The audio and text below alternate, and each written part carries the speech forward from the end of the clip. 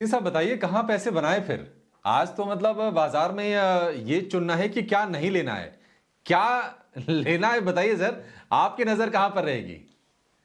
तो अभिषेक, पहले आपको अपडेट दे दूं, फ्राइडे को आपको बजाज फाइनेंस दिया था, वो मेरे हिसाब से अपना टारगेट के पास हो गया था। 6800 के करीब गया था, वो और जाएगा। 6900 का फर्स्ट टारगेट है, 7000 जा सकता है। एसबीआई लाइफ और विप्रो, मैं अभी भी इन पे बहुत पॉजिटिव हूँ। Wipro will be the best performing IT stock this year. और आप देखना, ये माइक्रोसॉफ्ट के साथ जो रेगुलर वर्टिकल्स में टाई अप है, it may end up in a bigger move over a period of time. Wipro is arguably the best IT stock to buy, and SBI life, because मुझे इंश्योरेंस पे बहुत बुलिश हूँ। IRDA की ये suggestion वगैरह से ये चैनल ज्यादा बोलते हैं, होएगा कुछ नहीं, क्योंकि ग्रॉस वैल्यू एडिशन और अब जो रूरल इनकम्स में इंप्रूवमेंट है, I think insurance is a no brainer. आज का मेरा टॉपिक है आरबीएल बैंक। देखिए, मैं काफी टाइम से कह रहा हूँ मिड कैप बैंक्स और प्राइवेट बैंक चलेंगे। आरबीएल बैंक की जो क्रेडिट डिपॉजिट रेशियो है, फ्रेंचाइज है, is doing exceedingly well. RBL bank 285 का टारगेट, उससे कम मत बेचना। 240 का स्टॉप लॉस। दूसरा, जीएमआर इंफ्रा, नंबर बहुत शानदार थे, लेकिन क्योंकि वो टेक्निकली जिसको कहते हैं बैन पीरियड में था या कुछ, वो उस कारण से नहीं चला। 95 पहला टारगेट, 100 का दूसरा टारगेट, 8120 का स्टॉप लॉस।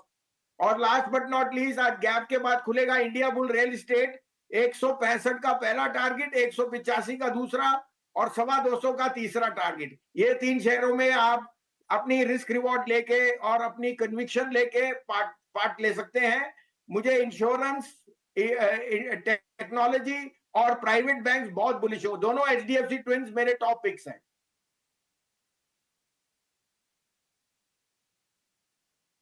देखा जाए इस मूव को भसीन जी, कि आपको लगता है कि आज और कल दोनों दिन अच्छे रह सकते हैं बाजार के लिए, या फिर आज जिस तरीके की ओपनिंग होगी उसके बाद थोड़ी प्रॉफिट बुकिंग भी आ सकती है?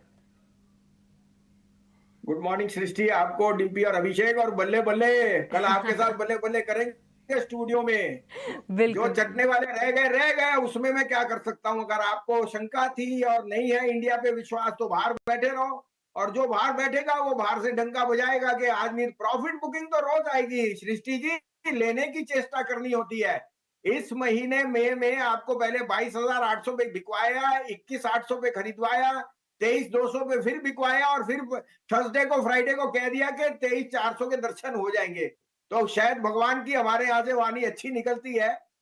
और इसका proof of the pudding is not के आप आज टाइमिंग करके 800 पॉइंट गेन करो, आप इन्वेस्टेड हो। अगर आप इंडिया में इन्वेस्टेड हो तभी घर पैसा आएगा। Rise and fall, political move, ये तो आने जाने की बात है। कोई भी ऐसी सरकार नहीं होगी जो चाहेगी नहीं कि, और business is not dependent on overall, it is the economy which is growing. आज आपके पास बरसात अच्छी आ गई, जीडीपी नंबर अच्छे आ गए, टैक्स कलेक्शन अच्छी हो गई, डेमोग्राफिक प्रीमियम हो गया, यूएस मार्केट रिबाउंड कर गई, वहां इन्फ्लेशन कम है।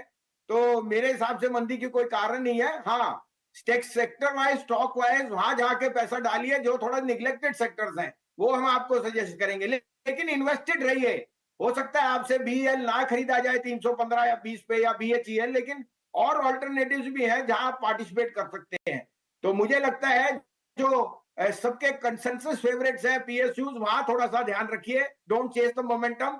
बट काफी और आइडियाज भी हैं जो आप पैसा बना सकते हैं।